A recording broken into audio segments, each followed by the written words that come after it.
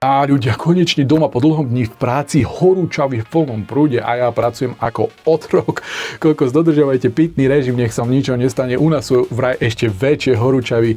Ale čo mi pristalo pri dverách, konečne mám možnosť ovoňať Mykonos, značku z Indonézie, neskutočné Sorrento pre ľudí, ktorí hľadáte ako ja klóny na Sospiro Vibrato. Toto som pozeral hneď internet. Sospiro Vibrato v blízkosti 85-90%. Pozrite sa tieto popisky, ten šumivý greb je absolútne všade, ale nebudem vás zdržiavať popiskami. Ja chcem vedieť, ako to vonia. Mám tu prichystaný Mason Azra Regent hneď na porovnávanie s nástriekami Stripsicom. Bullshit filter už máme nasadený. Poďme rovno na to, ty koky. Natlakovaný sprayer, poďme na to. 1, 2, 3. Ľudia, Sospiro Vibrato 85-90%.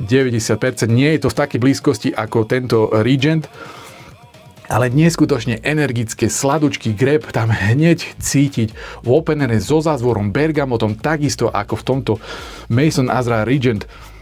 Wow, absolútne geniálne parfémy. Ja ako vravím, Bulgari Tiger, Sospiro Vibrato, veľmi blízke parfémy, veľmi blízke popisky. Ja už preferujem Sospiro Vibrato, lebo je to viac šťavnatý parfém pre môj nos ako obyčajný Bulgari Tiger, ktorý vonia ako čerstvo vyprané prádlo.